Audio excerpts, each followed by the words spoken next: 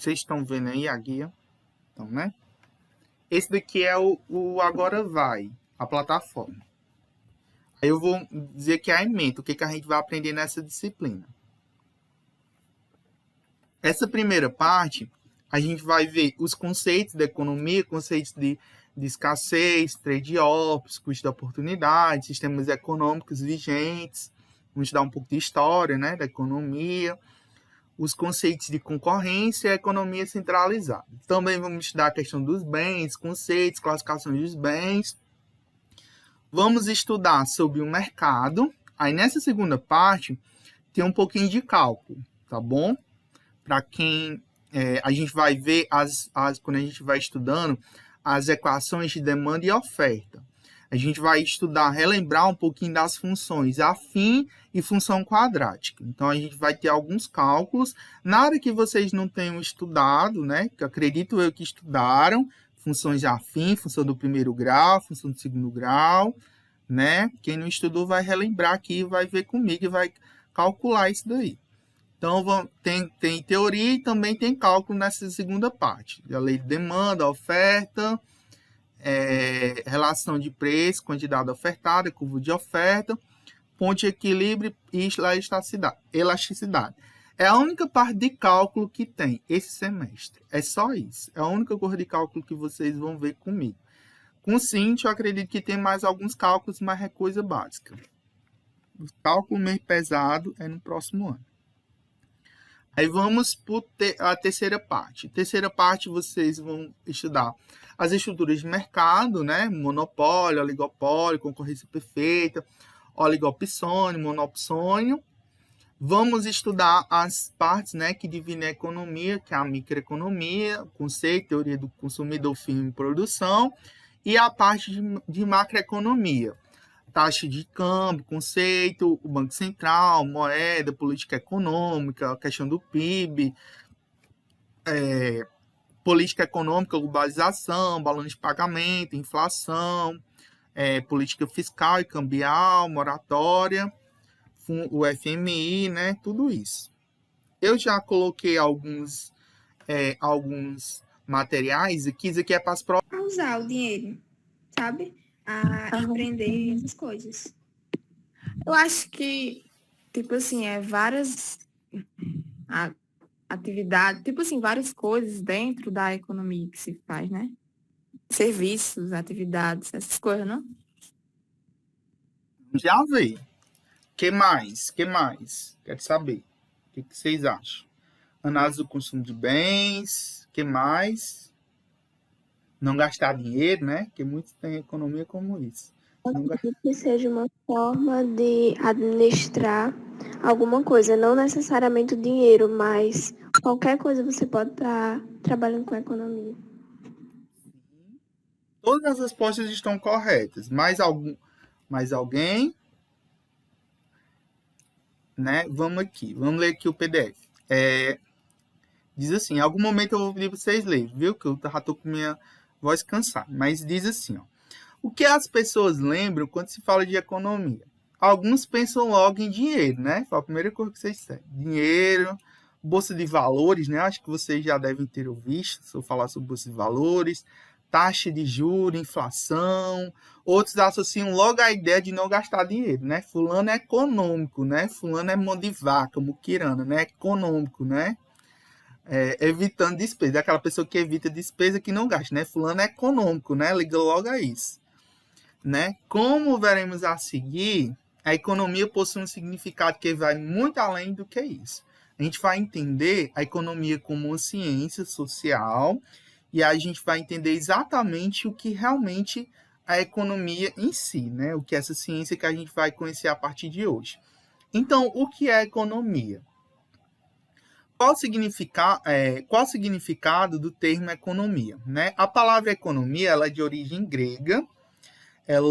Ela tem, que são duas palavras, né? Oikos, que significa casa, e nomos, que significa governo, administração. Ou seja, de forma geral, economia seria a administração do lar ou domicílio. Nada mais é do que você controlar, né? A casa, né? A nossa casa, o governo em termos, né, se você for pegar o sentido etimológico da palavra. Então, como várias palavras do nosso idioma, o seu significado muda de acordo com o contexto em que é utilizada. Pode parecer uma definição muito específica à primeira vista, mas, na verdade, lares e economias têm muito mais em comum, né? Então, exemplo, em uma casa, a gente se depara com muitas decisões, né? Deve ser decidido entre os membros da família quem vão fazer cada tarefa, o que cada um recebe em troca, quem faz o almoço, quem varre a casa, quem lava a roupa. Assim, cada membro da casa, né, deve alocar os seus recursos escassos, né, levando em consideração habilidades, esforços e desejos de cada um. Além disso, deve ser decidido quanto deve ser gasto em valores monetários em cada uma dessas necessidades da casa, né? Geralmente, quem controla a casa é a mãe, né? A mãe e o pai, né? Que geram os proventos, né? O salário. E cada um vai ter que decidir, hoje a gente vai comer arroz, hoje a gente vai comer feijão, hoje a gente vai comer pizza, vamos comprar isso, aquilo. A gente sabe que o dinheiro é escasso, né? Assim, principalmente agora, né? Que tá tudo caro, né? A gente vai entender depois o que é a inflação, né? Eu vou mostrar para vocês no final da aula o site do Banco Central. Nós estamos com a maior inflação de todo o período histórico, né? A inflação está 8,25%. Desde quando ela foi registrada, é a maior inflação de todos, pelo menos recentemente, a maior inflação da década, acredito, dos últimos 20 anos, sem contar a inflação que teve antes do real, né? Foi a maior inflação do plano real que a gente está vivenciando agora. Nós já vivenciamos períodos inflacionários muito grandes quando a gente saiu da ditadura militar. Quando a gente saiu da ditadura militar, em 1985, nós passamos por, se eu não me engano, 4 planos monetários diferentes. Era cruzeiro, cruzado, cruzado novo, até em 1994, quando se colocou o real, né? Então, a inflação, naquele período, a inflação era tão grande que para você comprar qualquer coisa naquelas moedas era 14 mil cruzeiros, 11 mil cruzeiros, que era o equivalente hoje a 30, 40, 50 reais. Então, assim, a moeda ela se desvalorizou muito, né? E você tinha que se despender de muito recurso para poder comprar uma coisa simples, né? Então, a moeda foi perdendo. E a moeda vai perdendo valor. E a gente vai entender como é que funcionam essas variáveis. Como é que uma moeda pode perder valor durante o tempo? A Maria Clara perguntou no chat. A inflação é quando o dinheiro fica muito tempo parado? Não. A inflação nada mais do que o poder de compra, a perda do poder aquisitivo de compra de uma moeda. Então, por exemplo, se você pegar 100 reais hoje, esses mesmos 100 reais daqui a 2, 3 meses, ou mesmo daqui a um ano, não vai comprar a mesma coisa que ele comprava hoje, ou do que ele comprava um ano atrás. Se eu fazer uma pergunta para vocês, o que geralmente vocês custam? 1 quilo de carne, por exemplo. 1 quilo de carne, não. Uma coisa assim que vocês geralmente compram. Uma coisa assim que vocês gostam de comprar no supermercado. Diz aí, que eu tô mal de exemplo hoje. Carne de frango. Frango, por exemplo. O frango, ano passado, acho que custava uma bandeja 14... 11 e pouco. 11 e pouco, né? Por aí. Hoje já tá... Dependendo da marca. Hoje já tá quanto, basicamente? 16... A minha mãe tava falando um dia desse, comprou uma por 20 reais. O óleo de cozinha. Vocês compravam óleo de cozinha no 2019 por 4, 5 reais. Hoje já está quase 12. Então, o que você comprava há anos atrás com aquele dinheiro, hoje você não compra mais. Isso é o que a gente chama de inflação. É a perda do poder aquisitivo do dinheiro. O que você comprava com 100 reais há um ano atrás, você não consegue comprar hoje. Por isso que o salário sobe e tudo sobe, né? Porque tudo tenta acompanhar a inflação, né? Mas é uma corrida O meio ruim que... é que o salário sobe, mas as coisas sobem tanto que não é equivalente com que o salário sobe. Tipo, Na verdade, o salário sobe para acompanhar para acompanhar a subida das coisas. Não é o contrário, não. Não é que o salário sobe e as coisas sobem. Na verdade, é o inverso. O salário subiu porque todas as coisas subiram. Então, quando o salário sobe, é porque já está defasado ao extremo, entendeu? Não é porque o salário sobe que tudo sobe. É meio que o salário tenta acompanhar o que já tinha subido. Entendeu? Então, meio que tá me atrasando. Quando o salário subir e as coisas subirem de novo, o salário já está defasado porque as coisas já tinham subido antes. Não sei se deu para entender. Mas, ó, o salário sempre ele é calculado depois que as coisas subiram. O salário sempre é corrigido pela inflação do ano anterior. Tá certo? Então, mas a gente vai falar sobre inflação melhor depois. Me ajudem aí, quem pode ir ler, porque eu já tô com minha voz cansada já. Quem vai ser o primeiro a ler? Posso ler, professor? Pode ler. Ok. Como em uma casa, uma sociedade se... Peraí. É isso aí. Como em uma casa, uma sociedade se depara com várias decisões. Uma sociedade deve decidir que trabalhos devem ser feitos e quem irá fazê-los. Algumas pessoas devem produzir comida, outras roupas e outros carros. Uma vez que a sociedade alocou as pessoas em vários empregos, ela deve alocar os bens e serviços gerados por esses empregos. Deve ser decidido quem come lagosta e quem come batata. Deve decidir quem vai para casa de ônibus e quem vai de carro importado. A administração dos recursos, bens e serviços da sociedade é importante porque os recursos são escassos. Escassez pode ser entendida no sentido de que a sociedade possui recursos limitados e não pode produzir todos os bens e serviços que as pessoas desejam, ou ilimitados. Tá bom. Obrigado, Pierre. Para aí. Gente, ó, o que que acontece? Assim como na casa a gente não consegue comprar tudo, né? Imagina aí se na casa a gente pudesse comer pizza todo dia, né? Ou todo final de semana, né? Não ia faltar dinheiro para comprar arroz, para comprar feijão, para comprar carne, né? O dinheiro ele é limitado, né? Assim, o nosso salário é limitado. Então a gente tem que escolher aonde em casa a gente vai alocar esse recurso, aonde a gente vai alocar o salário, para comprar isso, para comprar aquilo, para comprar roupa. Então é limitado, eu tenho um dinheiro limitado, aquele dinheiro tem que dar para tudo. Na sociedade acontece a mesma coisa. Nós temos recursos limitados. Então, assim, tem gente que vai plantar arroz, que vai plantar soja, que vai plantar isso, aquilo. Nós temos recursos limitados e tem dinheiro limitado.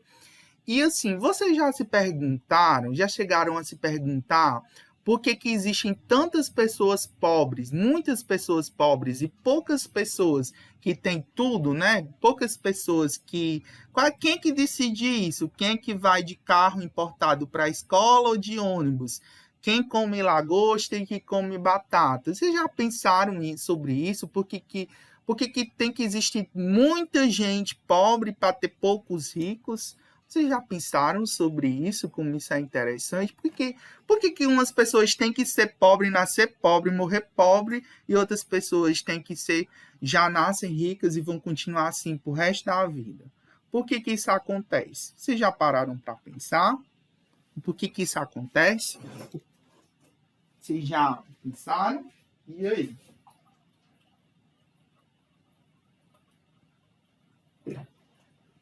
Podem falar um de cada vez.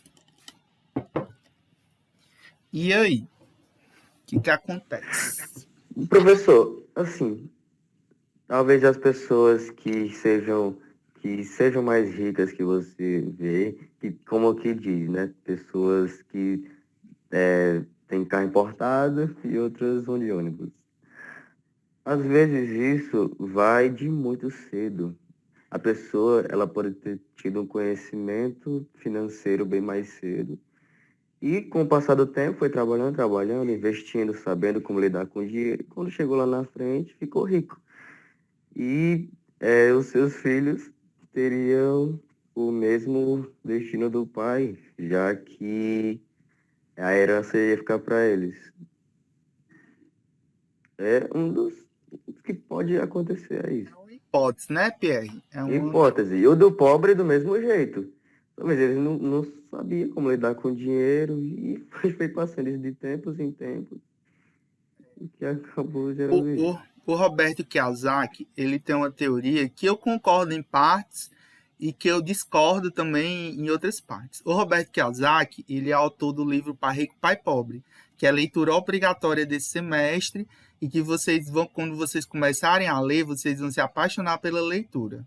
Vocês vão dizer, meu Deus, por que eu não conhecia esse livro antes? Por que ninguém me apresentou antes? Vocês vão ficar desse jeito quando vocês começarem a ler esse livro. Ele tem uma teoria bastante interessante. Ele diz que os pobres, eles vivem na corrida dos ratos. O que seria a corrida dos ratos para Roberto Kiyosaki?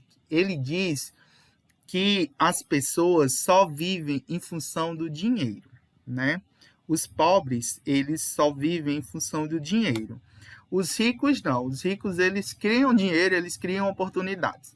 Como assim, Pedro? Viver em função do dinheiro, correr em função do dinheiro.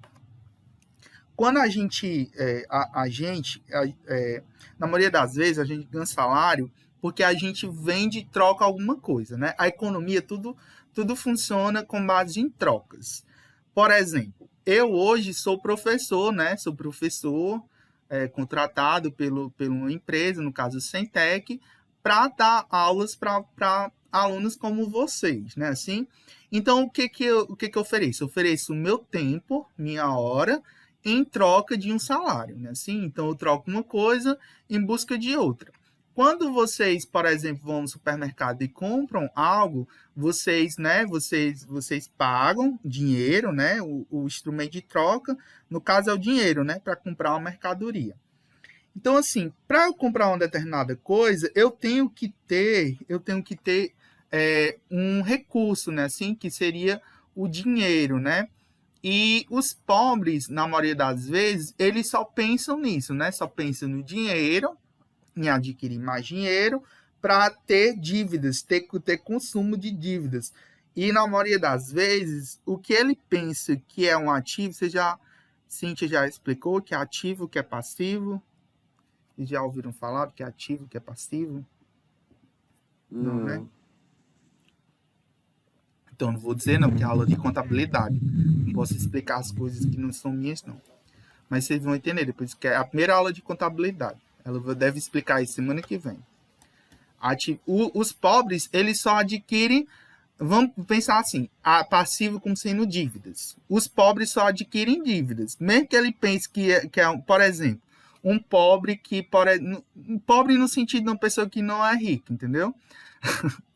Mas entendo, uma pessoa que é assalariada, por exemplo, que compra uma casa financiada em 30 anos num banco, na Caixa Econômica Federal. Tem muita gente, estou comprando uma casa, comprei uma casa, aí financiei uma casa na Caixa por 30 anos, pensa que fez um negócio da China, né?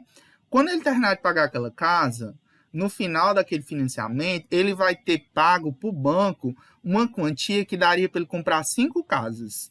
Ele comprou uma casa, mas pagou 5. 4 casas o banco ficou. É como se a casa valesse 100 mil e ele tivesse pagado 400 mil reais para o banco, só de juros. É como se fosse assim, os pobres, eles passam a vida pagando juros. Pode falar, quem levantou a mão. É assim, professor, é que nem minha família. Tô ouvindo baixo. Tô ouvindo bem baixo. Minha família... Tá me escutando, não? Bem baixo. Agora tá me escutando? Agora melhorou. Tipo, é que nem minha família. Minha família meio que financiou a casa, entendeu? Para poder fazer a reforma. Praticamente construímos outra casa com a ajuda do banco. Aí a gente paga R$400 ao banco todo mês durante 20 anos. Durante quantos anos? 20. Pois é. Vocês já calcularam o tanto de juros que vocês vão pagar para o banco? Não. Sabe quanto que vocês, se vocês tivessem, por exemplo, investido, em vez de fazer a reforma, porque tudo é tempo, tudo é recurso. Tempo, dinheiro, tudo é recurso. Imagine aí, se vocês tivessem depois, o dinheiro que vocês estão pagando com a prestação para o banco todo mês, se vocês tivessem pegado esse dinheiro e investido esse dinheiro em uma aplicação e esperassem, por exemplo, 3 anos ou 4 anos, né? Eu sei que ninguém, porque tudo é questão de trade-offs, né? E depois a gente vai entender o que é trade-off, né? Isso tudo é escolha, né? A gente começou a aula de hoje com escolha. E tudo é escolha.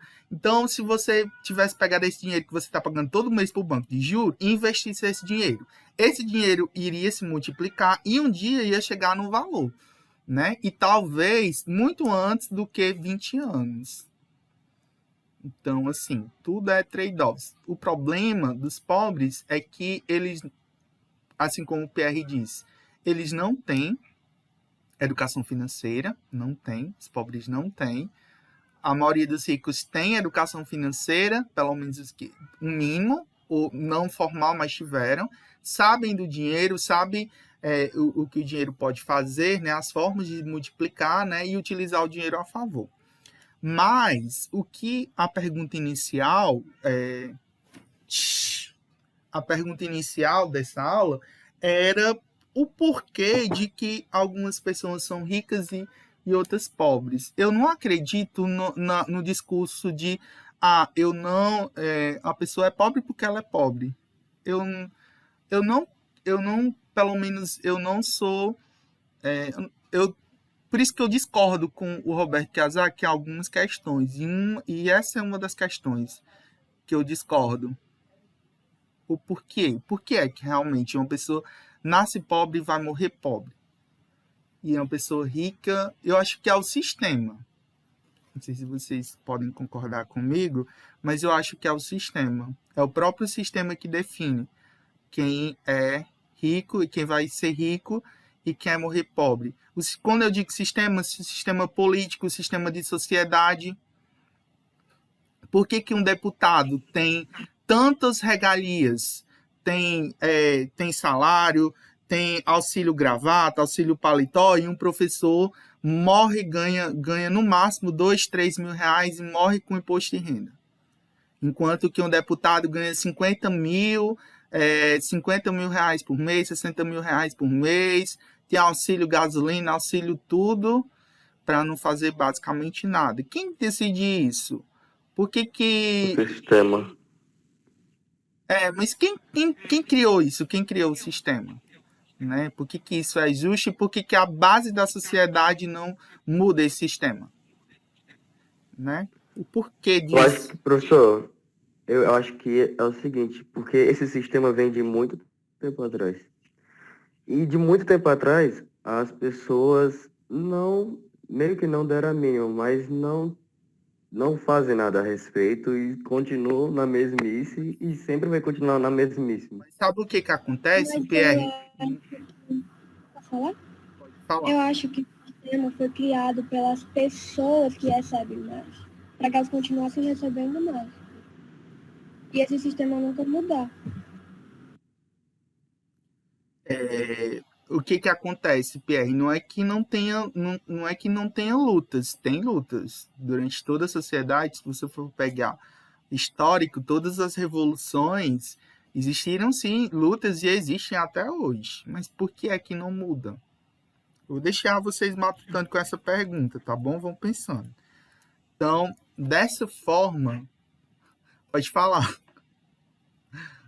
Deixar vocês matutando aí com essa pergunta, porque ela não tem resposta. Porque eu acho, professor, eu assisto uma série que é em 1920 e tantos por aí, quando estava acontecendo a Revolução na Inglaterra.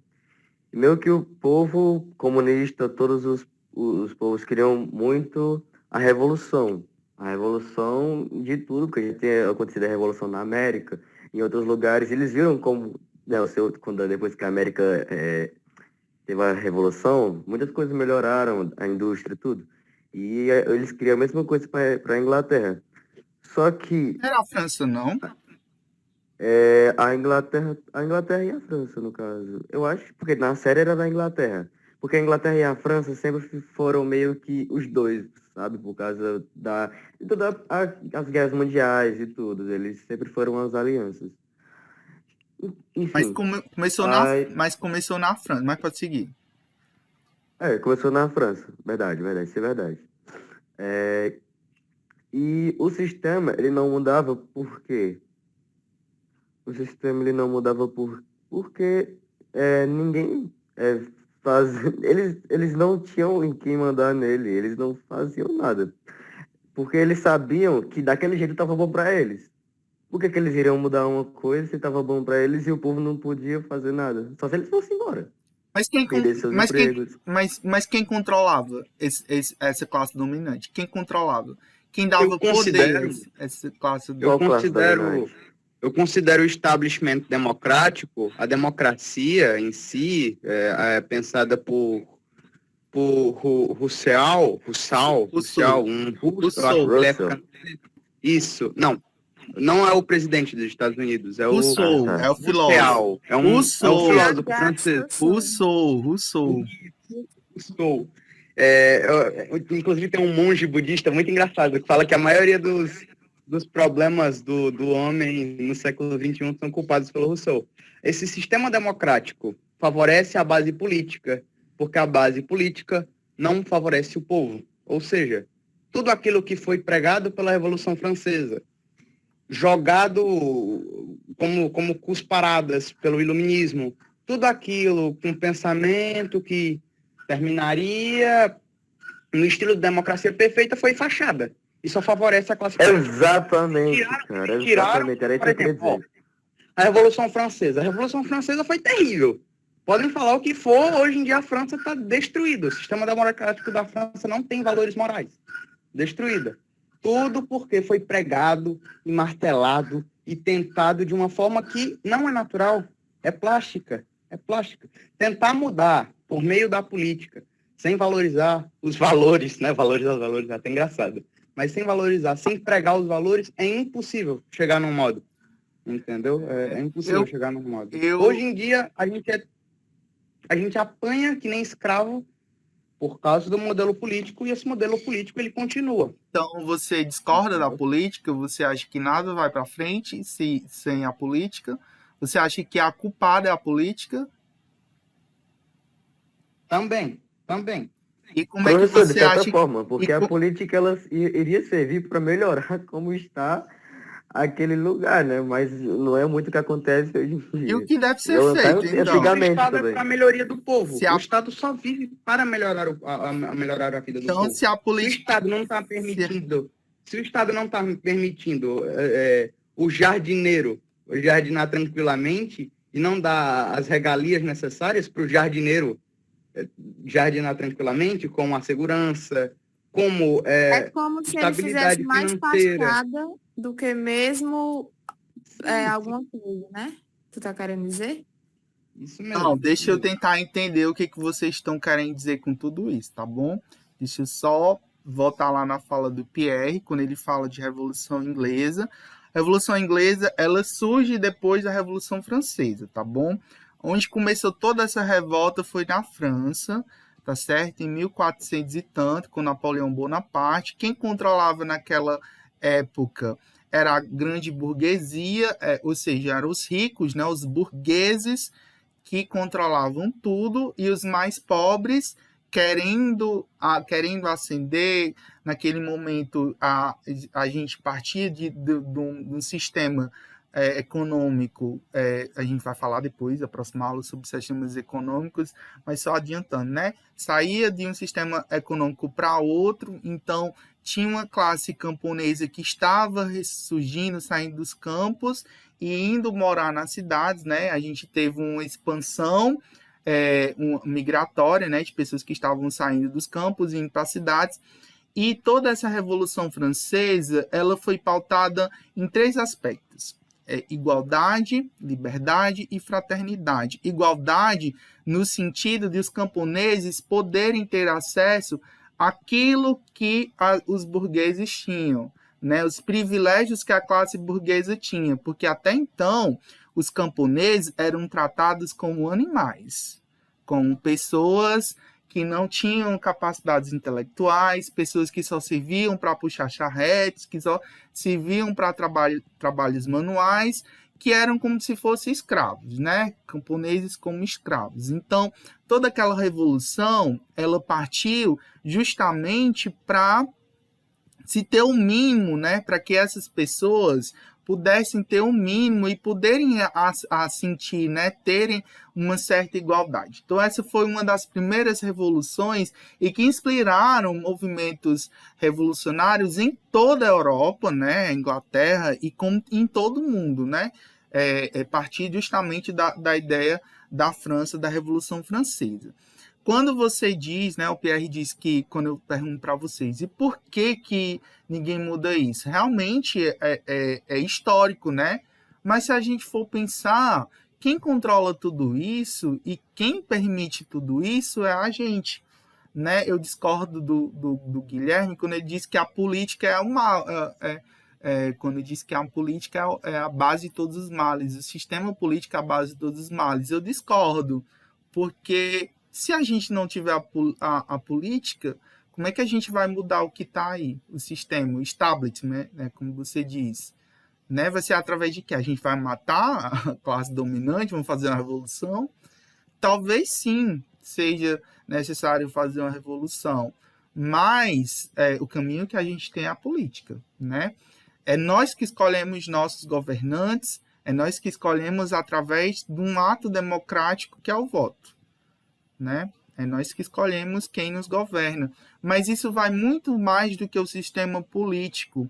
Porque o sistema político, a gente muitas vezes coloca a culpa do sistema político, mas quem sustenta esse sistema político é uma classe dominante. É uma classe burguesa,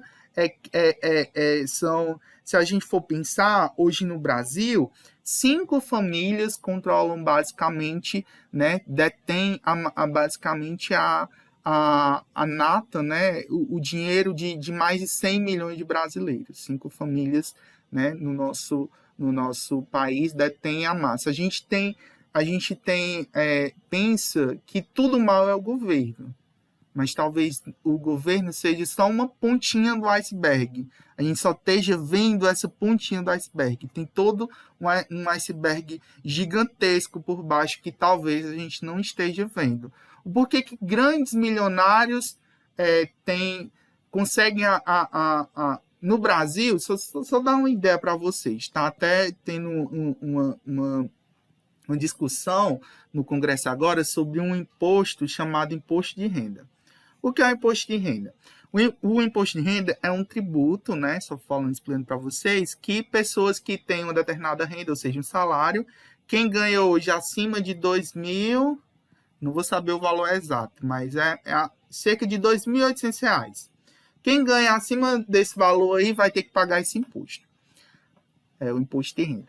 Pense aí, o mesmo valor, a mesma alíquota, né, que é a porcentagem, as mesmas pessoas que ganham 50 mil reais, aliás, 50 não, acho que é 30 mil hoje em dia. Quem ganha 30 mil reais por mês paga a mesma quantidade de imposto que quem ganha 1 milhão por mês, 1 milhão, 2 milhões, né? 2 milhões, 3 milhões, 5 milhões, ou seja, os ricos. Quem ganha cerca de 2.000, 2.500, paga a mesma coisa que quem ganha 7 mil, 10 mil por mês. Então, o que acontece? Os tributos, todo o sistema tributário, ele onera mais os pobres e não onera os ricos. Para os ricos, pagar é meio que nada, entendeu? É uma alíquota. E quem fez isso? Quem foi que permitiu isso? Será que foi só a classe política? Né? De onde é que vem isso? Né? A gente tem que parar de só culpar o governo. E aqui eu não tô apoiando nem justificando o governo A ou B. São todos. Pode falar. Agora o senhor abriu minha cabeça, viu? Mas, Pedro, o que eu estava dizendo eu não considero que a política é o o maior dos males, mas eu considero que o sistema político atual é o maior dos males. A república nos moldes dos pensamentos filosóficos atuais é o maior dos males. Então, Não por pouco que hoje em dia a maior sombra e água fresca que qualquer pessoa gostaria de ser, sei lá, vereador da cidadezinha de interior. então você considera Não, que o sistema político republicano não seria o ideal. Então, qual seria? Parlamentarista, socialista, comunista? Qual que você eu acha não que tenho seria o uma mais ideal? ideologia em si que eu me molde, mas algo me agrada e esse algo seria o distributismo. Já ouviu falar? Não. É uma maneira econômica criada por Chesterton, um escritor do século XX, se não me engano, século XX, não sei, acho que era século XX. E essa maneira econômica, ela se cabe nos moldes de valores religiosos se não me engano, do catecismo da Igreja Católica. Essa é uma maneira econômica. Seria uma... Não é teocracia, não é teocracia. Eu entendo. Seria uma Mas espécie de comunismo. Seria uma espécie de comunismo. Na Né? verdade, não, porque ela busca desenvolver... agora eu me esqueci o termo certo. Não seria microempreendedorismo, seria o empreendedorismo em si, mas voltado mais à parte agrária, entendeu? Seria uma espécie de comunismo. Eu acho muito interessante. Seria uma O espécie... comunismo é ateu, né? No caso... O comunismo puro, sim. O comunismo puro, É. sim. A gente não tem sistemas econômicos comunistas propriamente dito na história. Nós nunca tivemos. A gente vai ter uma aula sobre isso. Alguém já leu o livro Revolução dos Bichos? É outro livro que eu indico. Quem puder ler, vão anotando aí. Revolução dos Bichos, de George Orwell. Alguém já ouviu falar desse livro? É excelente. Revolução dos Bichos. É bem curtinho, vocês lêem numa tarde. Ela mostra exatamente como é que o comunismo... Desculpa, professor, mas é a revolução do quê? Revolução dos Bichos. É tipo uma Tá certo, fábula. obrigado. Leiam, no instante vocês leiam. O que acontece? Não existe nenhum país até hoje que conseguiu elaborar um sistema econômico comunista. Todos os sistemas socialistas, eles tentaram chegar no comunismo, mas nenhum conseguiu, né? E os sistemas socialistas, eles são diferentes. O socialismo que existe em Cuba é diferente do socialismo que existe na Coreia do Norte, é diferente do socialismo que existe na China, né? A China hoje é uma república que tem dois sistemas capitalistas, dois sistemas econômicos vigentes. Um é meio que uma economia socialista aberta ao mercado. Quando a gente fala de economia capitalista, a gente vai aprender mais sobre o sistema capitalista na próxima aula, mas o sistema capitalista é um sistema econômico que está atual que permite a posse privada, né? Por exemplo, no sistema hoje, eu posso ter uma casa, posso ter um carro, posso comprar uma moto, posso ter um computador, entendeu? Posso comprar, posso adquirir as coisas. Isso é o que o sistema capitalista, que a gente fala que é ruim, mas ele permite a acumulação de bens, né? Permite a acumulação de capitais. Você consegue comprar uma casa, montar uma empresa, ter dinheiro, né? O sistema capitalista, ele permite a aquisição de bens. O socialismo não permite isso, tudo é de posse do governo. Você não consegue comprar casa, você não consegue comprar carro. Lá em Cuba, todas as casas são de posse do governo. Até a internet é de posse do governo. Até então, estava até tendo umas revoltas essas semanas passadas, que o governo tinha cortado a internet do país todinho, né? Porque eles estavam se rebelando contra o governo de lá. Então, o sistema socialista, ninguém é dono de nada, né? Ninguém pode ter dono de nada, né? Repartindo, um partilho do outro, né? Então, cada um vai repartindo. A gente acha que o sistema capitalista é ruim, mas o socialismo, né? Pelo menos, até agora, não teve nenhum sistema comunista que deu certo. Tem A Revolução dos Bichos, ele é um livro que eu indico para vocês, porque ele retrata basicamente isso. Eu vou só falar um pouquinho da história, vocês vão achar bastante interessante. Era uma fazenda de animais, os animais tinham um fazendeiro lá, que ele explorava os animais de todas as formas, as galinhas, explorava os porcos, explorava todo mundo, né? Era como se fosse o sistema capitalista que nós temos hoje, né? Que nos explora, né? Nós temos que trabalhar, somos explorados. E um dia, um porco já ancião, ele resolve criar tipo uma revolução. Vamos expulsar o jardineiro e todos nós vamos viver em comunhão de partilha, né? Nós vamos trabalhar e todo o nosso esforço vai servir para a gente, né? Para o nosso consumo. Aquela ideia, né, do comunismo, né? Ninguém vai ser dono de nada, todo mundo vai, né? Todo mundo vai comprar, aliás, todo mundo vai viver com o fruto, né, do trabalho. Só que e eles elaboram leis, instrumentos, tem lá tipo os mandamentos lá dos animais.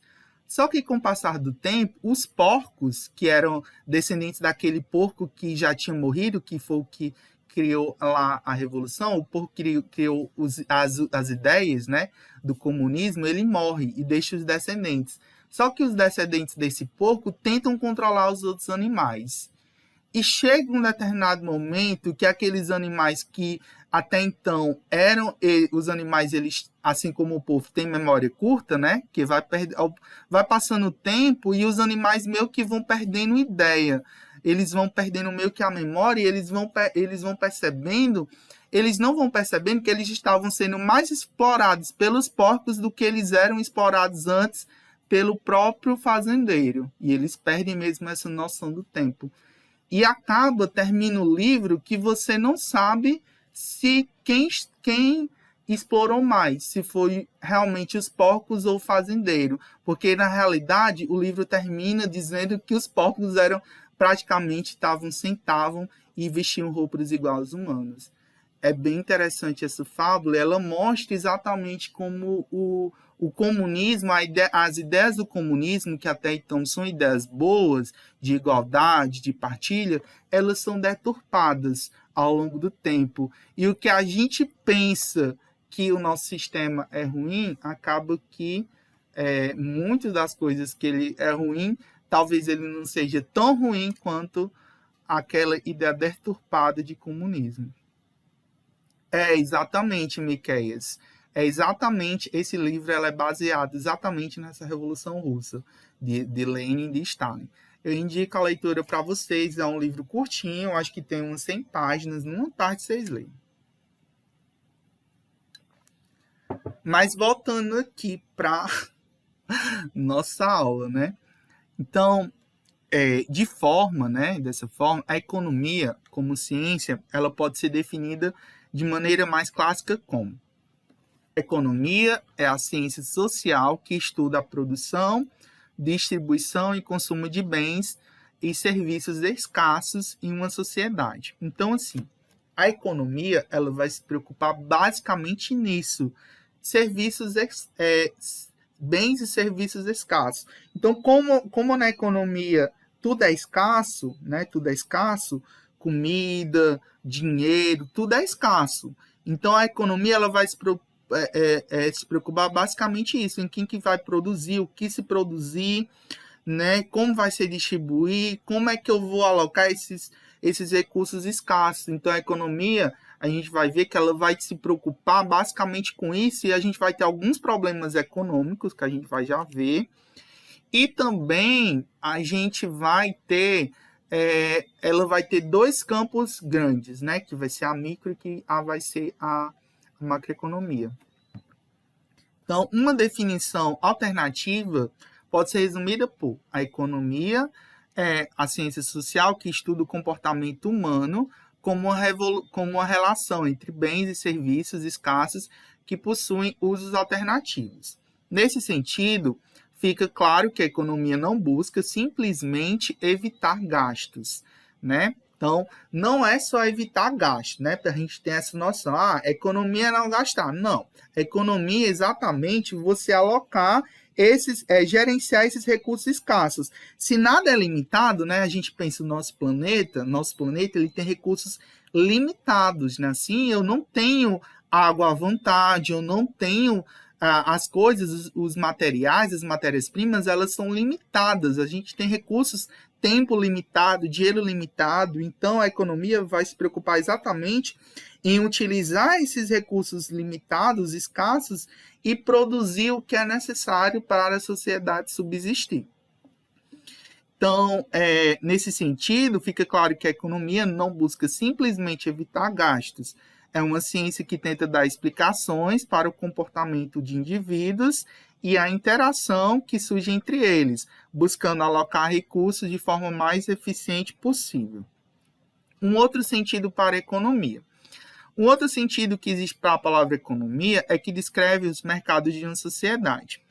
Um mercado pode ser entendido como um conjunto de compradores e vendedores de um bem ou serviço. Todos nós compreendemos que dizem a economia de um país está afetada. Isto é, todas as interações entre as pessoas descritas acima podem ser resumidas apenas pela palavra economia. Assim, a economia descreve tanto o conjunto de mercados de uma região como a ciência que estuda. Né? A gente escuta, economia do país tal não vai bem, né? A economia daquela cidade não vai bem. Então, é meio que essa palavra economia, ela resume todas as empresas, todos os produtores, né? Se a economia do país não vai bem, é porque os produtores daquele país não vai bem, né? As lojas daquele país não vai bem. Assim, é meio que a gente resume isso. Então, assim como a economia descreve tanto um conjunto de mercados de uma região, como a ciência que estuda, mas como vimos das definições e veremos no decorrer do curso, a economia como ciência estuda aspectos do comportamento das pessoas e das sociedades que vai muito mais além do que isso. Então, assim, a economia ela vai estudar esses recursos escassos, mas também vai estudar a questão do comportamento das pessoas. Porque, assim, os recursos eles são escassos. Então, quem é que vai definir quem pode comer lagosta e quem vai comer ovo no café da manhã? Quem é que pode e quem não pode? Por que uma pessoa ganha um salário mínimo e o outro não ganha tal? Né? Quem foi que definiu isso? Né? Quem é que define isso? Né? Então, essa aí é a atividade, a gente vai ver depois, né? Então, vamos, né? Essa pergunta aí vai ficar como indagação para vocês refletirem, porque nem eu mesmo tenho essa resposta, eu acho que ninguém tem. Né? Mas um dia a gente vai conseguir entender o porquê das coisas, né? Se a gente tem, o mais importante não são as respostas, tá bom? O mais importante são as perguntas, né? O mais importante são as perguntas. Nem sempre as respostas são mais importantes. Então, conceitos fundamentais da economia. Quem pode ler essa parte? Eu posso ler? Pode sim. Para que possamos seguir em frente no estudo de economia, devemos nos familiarizar com alguns termos que os economistas costumam usar. Como vimos na discussão anterior, a economia trata de recursos escassos ou limitados. Por essas limitações, os agentes econômicos devem realizar escolhas. Quando uma pessoa decide comprar um carro, ela deve decidir quanto pretende gastar, dada a quantia de dinheiro que possui. Quando o empresário decide construir uma fábrica, ele precisa decidir sobre o tamanho da planta e o número de empregados que ele vai contratar. Entre outras coisas, quando os agentes realizam essas escolhas, elas se deparam com recursos limitados, visto que não é possível atender todas as necessidades dos indivíduos. Quando uma pessoa compra um carro, ela só está abrindo mão de comprar várias outras coisas. Desta forma, torna-se evidente que existe um custo nessa decisão. Os economistas definem isso como custo de oportunidade. Obrigado. Eu não vi quem foi que falou, acho que foi a Valéria, né? Aqui fica o negócio na frente. Obrigado, Valéria. Ó, aqui a gente já tem uma primeira definição. Custo de oportunidade. O que é o custo? Pode falar. Quem levantou a mão? Não, professor. Custo de oportunidade. Pensa assim, vamos dizer que vocês vão ser monitores, né? Vamos dizer que a Valéria seja monitora da turma, né? Que vai ganhar os R$ 100. Valéria, vamos dizer que seja você, a suposição. Aí você vai ganhar esses R$ 100 por mês. O que você pode fazer com esse dinheiro? Você pode no final de semana, com seus amigos, comprar uma Pix e não comprar uma Pix, refrigerante, comprar 2 Pix e um refrigerante, né? Ou 2 refrigerantes. Eu acho que no máximo que R$ 100 vai poder pagar numa noite. Você pode, sei lá, comprar 2 cadernos, comprar livros, você pode comprar caneta, você pode comprar mais alguma coisa com comida, você pode comprar maquiagem, sei lá. Eu acho que perfume não dá para comprar. O que dá mais para comprar com R$ 100? Dá para comprar pouca coisa, né? Hoje em dia R$ 100 não vale praticamente nada. Mas você pode investir, né? Você pode pegar esses R$ 100, abrir uma conta em um banco de investimento, investir esses R$ 100 em um CDB ou mesmo Tesouro Direto, e daqui a 2, 3 meses, R$ 100 virar R$ 101, 102, 103, e multiplicar, né, esse dinheiro. Então, assim, tudo é um custo, né? Um custo. Você abre mão de usufruir desse dinheiro agora, né? Tudo é uma escolha. Pensa que tudo é uma escolha. Quando você investe, você abre mão de usufruir desse poder de compra desse dinheiro agora, para que no futuro você tenha mais dinheiro e possa comprar outras coisas. Mas tudo vai depender de uma escolha. Lembra que eu comecei o dia de hoje falando sobre escolhas? Tudo na nossa vida é escolha, e o dinheiro não está fora disso, né? Quando você compra uma coisa, você escolheu comprar aquela coisa, consciente ou inconsciente daquilo, né? Será que foi a melhor decisão? Será que não tinha outra loja que vendia com menor preço? Será que aquele realmente era o produto? Será que realmente você precisava daquilo? Né?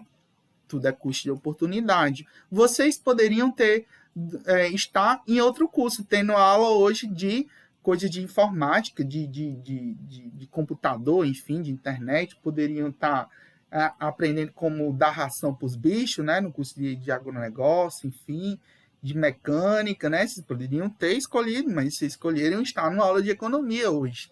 Vocês poderiam estar em qualquer outro lugar, mas toda decisão tem um custo, né? E é o custo, né? É o trade-offs, né? O custo de oportunidade. Pode falar. Então, professor, eu ia falar sobre um exemplo do cantor João Gomes. Você já ouviu falar? É que ele fez aquela música, né? Eu tenho a senha para Tarcísio do Acordeão.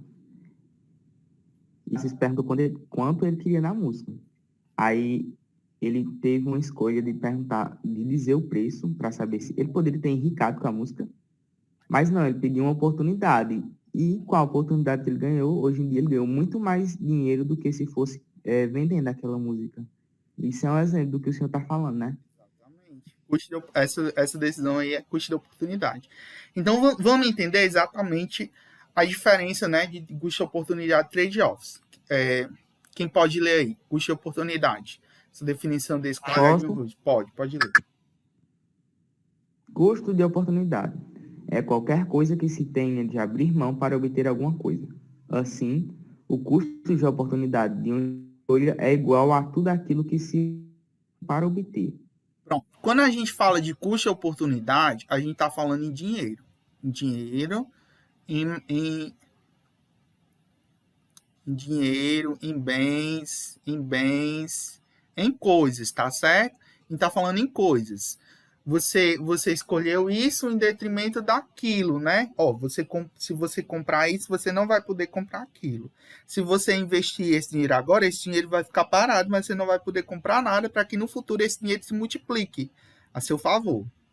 Tá certo? Então, custo de oportunidade, vocês vão ter uma disciplina de custos, né, para o semestre, mas o custo de oportunidade em si, ele está ligado a dinheiro. Tá certo? É uma escolha que você abriu em detrimento de outro. O que é o custo da escolha? Na realidade, o custo de oportunidade é o custo da escolha. É o custo da escolha. Esse conceito ele está bastante próximo ao conceito de trade-offs. Quando se realiza uma escolha, é possível que o benefício dessa escolha implique na relação de outro benefício. Por exemplo, quando o governo decide aumentar os recursos para hospitais, pode ter que deixar de investir em novas escolas, né? Então, exatamente o trade-off. O que é o trade-off? Identifica uma situação de escolha conflitante. Exemplos, taxa de desemprego, com aumento da taxa de inflação, mais recursos para a saúde significa menos para a educação.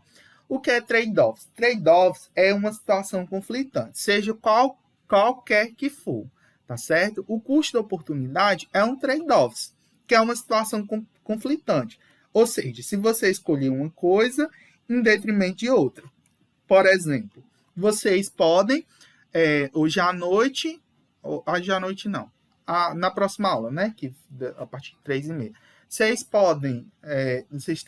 podem resolver minha atividade, né, de economia, que eu vou já passar, ou podem assistir série na Netflix, ou podem aprender sobre alguma coisa, estudar sobre outra disciplina, ou podem, sei lá, ir brincar, jogar Free Fire, né, no computador. Tem gente que passa a semana todinha, o final de semana todinho jogando jogo, né? Ou poderia estar estudando para o Enem. Vocês já pensaram nisso? O que vocês querem da vida, né? Vocês querem fazer medicina, jogando todo dia na internet, não estudando, né? Tudo tem um custo, né? Tudo tem um custo. Vocês sabem que tudo tem um custo, tudo tem um preço, né? Toda escolha nossa tem um preço. Tem um porquê, né? Tem um porquê e tem uma consequência, né? As escolhas que vocês estão fazendo, trade-offs, está sendo positivo essas escolhas que vocês estão fazendo? Está gerando retorno? Essas escolhas que vocês fizeram? Foi realmente o melhor custo de oportunidade que vocês fizeram? Será que foi um bom custo de oportunidade ter escolhido o curso de finanças e ter tido essa aula hoje? Ou não, né? Então, na vida sempre vocês vão ter custos de oportunidade, sempre vão ter. Então, assim, quando o governo decide investir em educação, ele vai com certeza abrir menos presídios. Pode ter certeza nisso. Quando o governo investe em educação, ele com certeza vai investir menos em presídios. Porque povo educado, né? Por que vocês já pararam para pensar? Por que nas escolas não se tem educação financeira? Vocês são privilegiados. Eu digo isso para todos os alunos do curso de finanças. Vocês são privilegiados. Vocês podem ter certeza que vocês fizeram o melhor trade-offs. Vocês vão aprender sobre dinheiro. Isso não é ensinado em nenhuma escola. Nenhuma escola do país tem. Alguém gosta de YouTube, dessas coisas, de Instagram, rede social? Eu acho que Vocês acompanham algum canal de finanças? Conhece algum canal, alguma influenciadora da área financeira? Quem é que vocês acompanham nas redes sociais de vocês? Essas pessoas agregam alguma coisa de valor na vida? Tem canais que eu já recomendo para vocês já assistirem e pesquisar a partir de hoje. A Nath Finanças, né? Que é o Me Poupe, o canal dela. O maior canal de finanças acho que do mundo. É o que tem mais seguidores. Dinheiro com Você.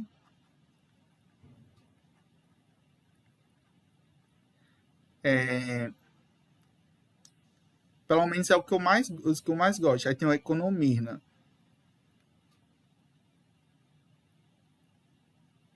Esses são do YouTube, tá certo? São os melhores canais que eu gosto.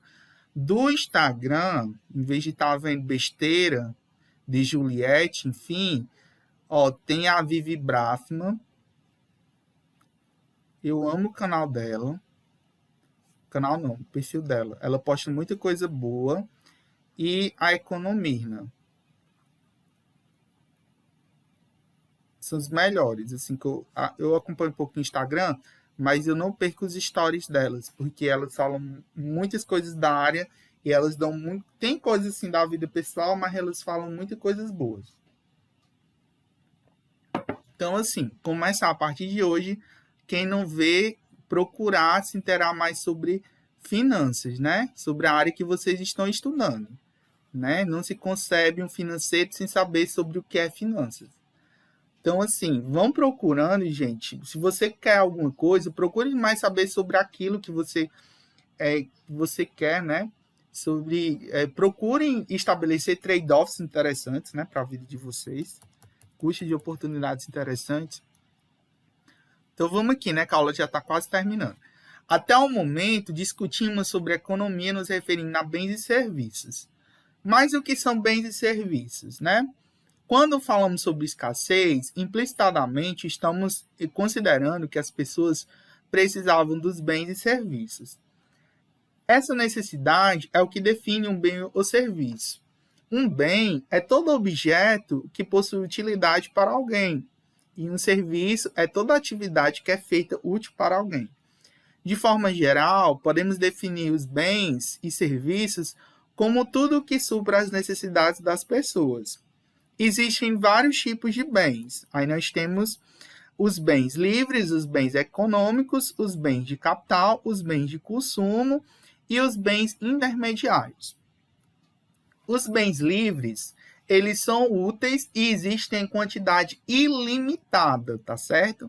Por enquanto, né? De forma ilimitada. E podem ser obtidos sem nenhum custo, né? Nenhum esforço na natureza, sem nenhum custo. Exemplos: a luz solar, o ar que respiramos por enquanto, né? Por enquanto, ele é um bem livre. E o mar, né? Por enquanto, esses são exemplos, né, de bens livres. Até a terra, né, entre aspas, né? Mas esses são os bens livres, são os bens que nós obtemos de forma ilimitada, sem custo nenhum.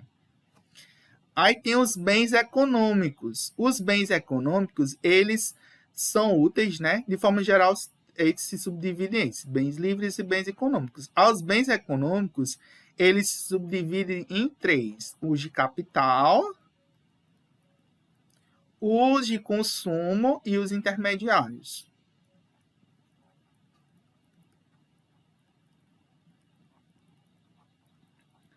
Os bens econômicos, eles são úteis e possuem preços sempre escassos, em maior ou menor grau, e pressupõem o esforço humano para obtê-los. Pode falar. Quem levantou a mão? Alguém levantou a mão? Não, né? Os bens econômicos podem ser divididos em bens de capital, bens de consumo e bens intermediários. Os bens de capital são aqueles utilizados na fabricação de outros bens, mas que não se desgastam totalmente no processo produtivo. Então, são aqueles bens que são utilizados para fabricar outros bens. Exemplos: máquinas, equipamentos, instalações, né? São aqueles bens que realmente são duráveis, né? São bens duráveis e que eles são utilizados para fabricar outros bens. Máquinas, né? Equipamentos, instalações. Tudo que você pensar de equipamento, ferramentas, são bens de capital. Bens de consumo, eles se destinam diretamente ao atendimento das necessidades humanas de acordo com sua durabilidade. Eles podem ser classificados como duráveis, né, e não duráveis. Aí nós temos geladeiras, fogões, automóveis, e os não duráveis, alimentos, produtos de limpeza, etc. Então, tudo que a gente consome, né, tudo que vai subsistir às nossas necessidades. E aí os bens de consumo se dividem os não duráveis e os duráveis, né? Aí nós temos os bens intermediários, que são aqueles, né, que são transformadores, né? São aqueles que são transformados ou agregados na produção de outros bens ou que são consumidos totalmente no processo produtivo. Seriam matérias-primas, né? Os bens intermediários são bens que fazem outros bens. Então, por exemplo, o bolo, por exemplo, para você fazer bolo, você precisa de ovo, você precisa de farinha, né? Você tem um bem e esses bens fabricam outros bens. É o que a gente chama de bens intermediários, que são bens que são matérias-primas e insumos, né? Componentes de outros bens. Alguma dúvida? que terminar esse PDF hoje. Problemas econômicos básicos. Nas bases de qualquer comunidade se encontra a seguinte tríade de problemas econômicos básicos. São os 3 problemas: o que produzir, como produzir e para quem produzir. O que produzir significa, né, quais os produtos que deverão ser produzidos: carros, cigarros, café, vestuários, e em que quantidade deverão estar à disposição dos consumidores. Então, lembre que eu falei que tudo é escasso, que nós temos recursos escassos, que a economia se preocupa com recursos escassos, né? Tudo está de forma escassa na sociedade. Aí o que acontece? Como tudo é escasso, a gente tem que decidir o que vai produzir. Não dá para produzir tudo. Então, o que realmente é necessário e o que não é se produzir, tá certo? Como os recursos são escassos, eu tenho que decidir para o que eu vou produzir, porque nem tudo é possível produzir, né? E nem a quantidade, nem eu consigo fabricar tudo. Então, eu tenho que decidir o que produzir, quanto, né? Em quantidades, em que quantidade eu vou produzir. Então, esse é o primeiro problema econômico básico de qualquer sociedade, qualquer empresa também, né? O problema de qualquer empresa. Que produto eu vou lançar para o meu cliente? Que produto está dando certo? Qual é a quantidade daquele produto que eu devo dispor para os clientes? Qual a quantidade que vai me render de lucro, né? Esse é o primeiro problema básico, né? O que produzir, em que quantidade produzir. O segundo problema básico da economia é como produzir, né? Se eu já sei o que eu vou produzir, mas como é que eu vou produzir? A maneira, né? Quem é que vai, como é que serão produzidos esses bens e serviços, né? Quais são os recursos que serão utilizados, de que maneira, né? O processo técnico, como é que esses produtos serão fabricados. E a última, para quem, né? Se eu vou produzir, como produzir, no final vai ter quem compra esses produtos, vai ter quem utilize desse serviço. Para que serve eu produzir um produto que ninguém vai comprar, um serviço que ninguém vai querer utilizar, né? É um problema econômico muito importante. Se você vai vender um produto, será que o povo vai querer comprar, né? Então, ou seja, para quem se destinará a produção? Fatalmente para quem os tem renda, né? É muito difícil compreender o que, como e para quem produzir. Não seriam problemas se os recursos utilizados fossem limitados. Ou seja, todavia, né, na realidade existem ilimitadas necessidades e limitados recursos disponíveis e técnicas de fabricação. Baseado nessas restrições, a economia deve optar dentre os bens a serem produzidos e os processos técnicos capazes de transformar os recursos escassos em produção. Pronto. Aqui, gente, eu vou deixar para a próxima aula, tá bom? Porque já está passando, já vai estar perto do horário. Eu vou... A atividade aqui de vocês são 6 questões, mas, por enquanto, vocês só respondem até a 4ª, tá bom? Ou a quinta. Acho que até a 5ª vocês conseguem responder. A primeira. O que você entende sobre economia, para você escrever um pequeno texto com suas palavras, tá bom? Nada de plágio de internet, nada de cópia da apostila. Vocês vão escrever um pequeno texto. Essa atividade tem 15 dias, tá bom? Não sei se eu configurei. Tá configurado errado. Eu vou ajeitar isso daqui na plataforma. Vocês vão ter 15 dias. E significa o quê? Que vocês vão ter até o dia... hoje, cadê o calendário? Eu não me acostumei ainda com esse negócio daqui. 17. Pronto. Até o dia 17 para mandar. Vocês têm 15 dias. Se quiser começar a fazer hoje, vocês fazem. A primeira, vocês vão fazer um texto de 15 linhas de caderno, tá bom? 15 linhas de quê, professor? 15 linhas de caderno. Se você vai fazer digitado pelo Word, considere que são 15 linhas, né? Do Word. Agora eu sou de caderno, 15 linhas de caderno. De acordo, lembrando que quem for fazer pelo Word Times, tomou 12. De acordo com o que foi discutido até aqui, com seus conhecimentos prévios, crie uma definição para a economia. A primeira você vai dizer o que entende e depois você vai criar um conceito. Você vai elaborar aqui um texto e desse texto você vai resumir um conceito básico.